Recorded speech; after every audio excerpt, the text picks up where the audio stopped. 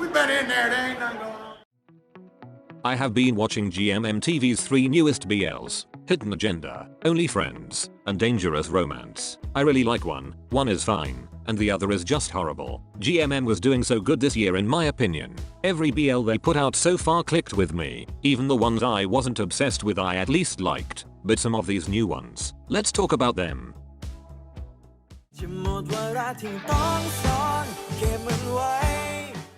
For the first time, university student Zoe resolves to pursue his longtime crush Nita in order to woo her. He approaches Joke, Nita's ex, for dating advice. Joke agrees to help him in exchange for a place in the debate club. Or, at least, that's what he tells Zoe. The agenda should have stayed hidden. I have not struggled to get through a GMM BL like this in a long time. I think the last time I had to force myself to watch a show from them was old OG GMM-TV, or like My Gear and Your Gown or something. I was anticipating this show. Well, not really. I didn't like the pilot trailer, but I was hoping this series would redeem June Dunk as a pairing for me, because I really didn't like Star in my mind, and this looked like it was going to be a little better. But Hidden Agenda is actually so much worse. It's sad really. The chemistry is there, but they can't do anything with the material they're given, and their acting isn't good enough to distract from the horrible writing. The only thing that could have pushed me to finish the series was U-Boom. They couldn't even save it. Sorry, there is nothing good I can come up with for a review. I don't want to be mean, but I can't even say it's no plot, just vibes. There's no vibes, just nothing. The title Hidden Agenda seemed so cool in a world of a boss and a babes. I miss Gunjay now, and I didn't even like a boss and a babe like that, but Hidden Agenda made me realize I should give shows with goofy titles an equal chance. I had low expectations for Boss Babe purely based on that title, and even though it has its problems, I liked it way more than I thought I would. The name Hidden Agenda sounds like it would be so good, but it feels just as silly after watching the show. The title doesn't reflect how boring the series actually is. The blur filter or whatever is on this looks so bad as well. It makes the whole thing look like a dream sequence. Quite fitting though. Snoozefest.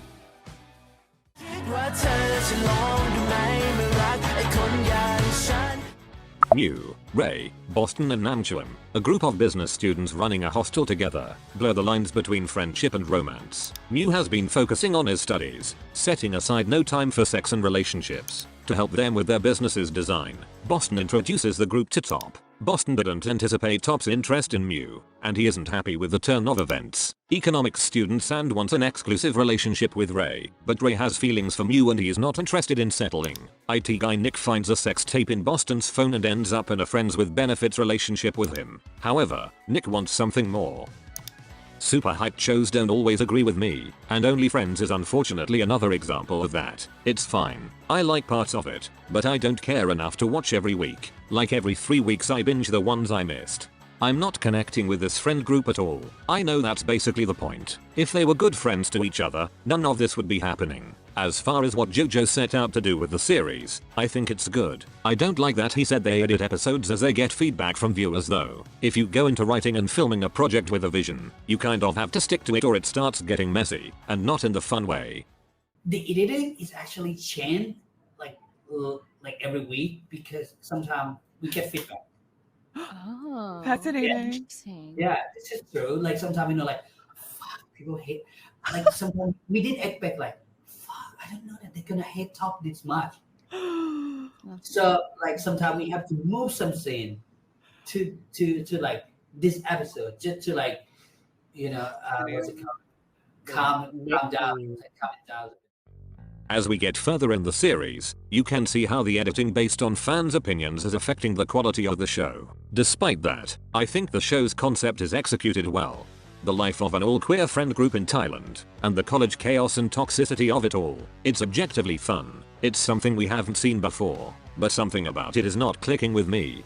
Everyone always has paragraphs to say after every episode. There are so many theories being made, analyzing of characters etc. And I just feel like I'm watching a different show than everyone else, because I don't have strong enough feelings towards the characters for that. I think a huge part of why I feel like this is because I don't believe any of these people are actual friends. Nick and Sand are my favorite dynamic in the whole show. They are sincere and support each other. I know an entire show full of happy healthy relationships is not entertaining. That's the point of the show. It's supposed to be messy. That's why I said, narratively with the show, I think it's good. But for me personally, the mess is only interesting if I'm invested in the characters and their relationships with each other.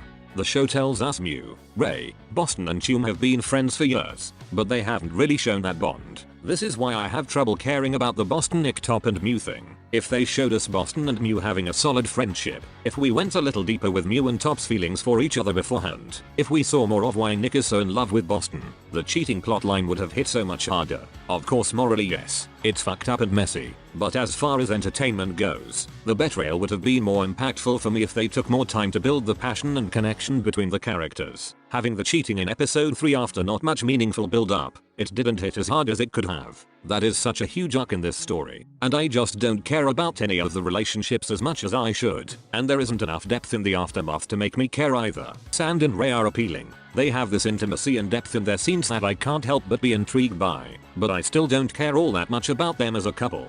I think Ray's addiction storyline is good. They are giving it a proper amount of attention, and as far as the entertainment aspect of it, Ray is the most complicated and layered character. I just wish I knew as much about some of the other main characters.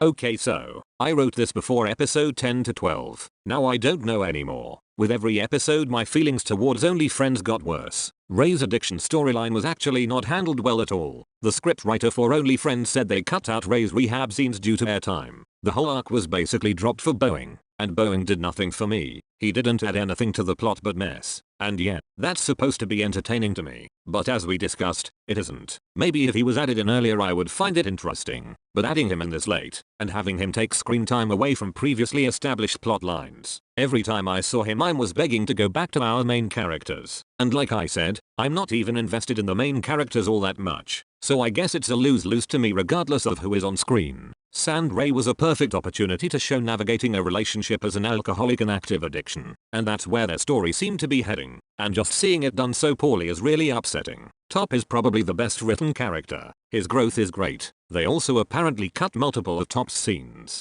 I can only imagine how much I would like Top if those were kept in, but for what we got, his character is the most well-rounded. Top and Mew ended up being my favorite couple in the show. Only Friends tries to do a little of everything and ends up doing basically nothing. It wants to be a carefree fun show where everyone is messy for the sake of being messy, but also tries to give depth to everyone without actually doing enough to make it work. April and Chum are so disappointing. They should be as much of a main cast as the rest of them. They don't have their own arc like the guys have, and that actually bothers me a lot. I used to get excited every time I saw Chum, then she's only on screen for 15 seconds, and it's always centered around the guys and complaining. Episode 9 is my favorite EP so far, I think because Only Friends showcases so many real aspects of LGBT life. If you are not just watching for pure entertainment, it's all about what you relate and connect to. Episode 9 highlighted queer friendship and chosen family, and if it wasn't clear, that's what I was wanting from this show. That was one part of the story that really meant something to me. Sometimes Only Friends feels like a reality show, and I wish they leaned into that more. The intro, the interviews, the editing. The whole concept of the show is a toxic messy group of friends, so I think going full-blown reality show vibes would have been so interesting and unique.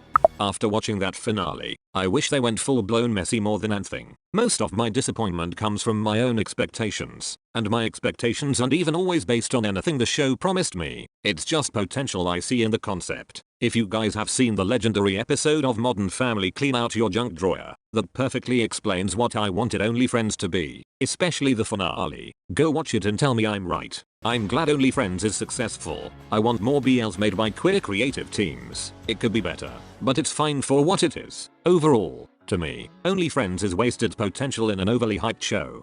Last time I'm gonna pop into edit the Only Friends section. I have to give Only Friends their 10s for that ending scene. It's a genius way to end it. I had more fun watching that scene than I did the entire series. And the fact that it just ends there so they didn't have time to ruin it. I just get to imagine what happens after in my head. Honestly, I enjoy this show the most when they give me a concept and my mind gets to run with it. I should get into writing fanfics or something damn.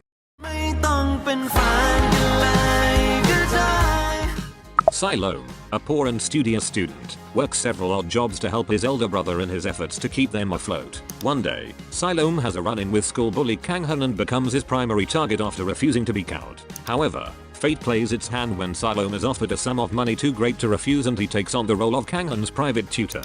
Despite their difference, the two develop an irrefutable connection. Alright, this is the only one of the three I really like. I wouldn't say obsessed. I cringe at least once an episode, and there are some problems here, but I like it a lot. I look forward to a new episode every Friday. I will admit, I'm not as into it now as I was in the beginning, but of the 3 shows in this video, this has kept my interest the most. Dangerous romance is for people who grew up on Wattpad. The bully to lover trope is so fanfic. Dark romance plots are ridiculous 99% of the time. My goldfish died, and I felt like I lost a part of me. I'm so sorry to hear that, man. I mean, most BLs are trope-filled troll pieces of work, so you know what? You all should get dangerous romance like I do. We are experts in enjoying content that is objectively ridiculous. Dangerous romance is gonna give you every trope you can possibly imagine, whether it makes sense or not. I am so entertained every episode. The series has 2 official trailers, a dangerous version, and a romance version, and I think the show has executed that concept pretty well. It's a simple idea. Having 2 sides to the series keeps me interested. First, let's talk about the dangerous side. There is this bad energy surrounding the whole show. It's hard to get past how awful Kang and his friends are in the beginning. I don't like the bully to lover trope. I don't think there is a way to do bully romance perfectly. Well, it can be perfect for dark romance, but not perfect for I don't know, standards. Like there are critiques I have about dangerous romance as a show in general. I hate its use of slow-mos. There are too many flashbacks to the point it feels like lazy storytelling, etc. As far as their take on bully to lovers, dangerous romance pulls it off because Asylum outsmarts Kang. The tension it creates makes for great guilty pleasure television. But Kang gets to a level that is so bad, to the point it's almost irredeemable. Like the P rumor. That was way too far and serious to be thrown in there and never brought up again. Between that, Asylum's jobs, Kang's dad's storyline, Name's situation, the series has this dark energy looming over it all the time. Even if you put the obvious dangerous aspects aside, there are so many subtle things about it that make it dangerous or dark. From the color grading, to subtle expressions, to the way some scenes linger for slightly too long. It's all intentional and adding to the dark romance vibe. It's not a show I would recommend to everyone, and it's not a show I'm exactly proud to say I enjoy this much. It's more of a guilty pleasure, but I have to admit I really like it. I don't usually like when GMM-TV tries to do more dark concepts. 9 times out of 10, it doesn't hit for me. Their fight scenes usually make me laugh when I'm not supposed to be laughing. It takes me out of the show and I can't take anything seriously. Dangerous romance does suffer from this as well, but for the most part, the acting saves it. The editing and camera work is what makes it feel a little goofy. However, since the acting is great, I am able to look past that and just enjoy it for what it is. I like the way Kang's character is written for the most part. Usually, what makes a bully romance enjoyable for people is when the bully has a past, and a lot of bully romances use trauma as an excuse for their awful behavior. That doesn't work for me. What Kang's been through isn't enough to make me forget everything he did to Asylum and his friends. But the show doesn't exactly want you to do that. They write Kang in a way that doesn't make you forget the Kang we started with. They keep putting in scenes that show you that Kang isn't just going to heal through romantic love. And I like that. You can see how much Kang has changed, and how much further he has to go. He feels like a real teenager navigating his emotions. I doubt they are going to really finish that arc. I don't think he'll be going to therapy in the finale, but they did more with this plotline than I expected them to. It still feels like they could have done it better. It feels like there are scenes missing in between to really make the story flow better. They kind of leave it for the audience to fill in the blanks. The romance side is kind of amazing. It really comes down to the acting. Honestly, amongst all the duos from these 3 shows, Perth and Chimil are the strongest actors in my opinion. When Asylum and Kang are together, the romance is so natural. I like series that are fluffy and romantic. Dangerous romance isn't exactly that, but the romance side of the show definitely adds a lighter energy to it that I love. The without wind how can a windmill spin gets me every time. When Kanghan and Asylum are happy and in love, it really is the best show ever. Also, love that Dangerous romance brought back Mark Boyne and introduced View June. They were all great in this series. I can't wait for more from them in their future projects. Out of the BLs GMM-TV put out recently, Dangerous Romance is definitely the one I've enjoyed the most. It's the only show from them that's kept me invested these past few months. Overall, I don't have that strong of feelings towards any of these shows. I think I might be in an I Feel You Linger in the Air hangover. That series is just too good, guys. If you want real romance, please watch it. But Last Twilight and 23.5 are coming, so I have hope for GMM-TV's near future.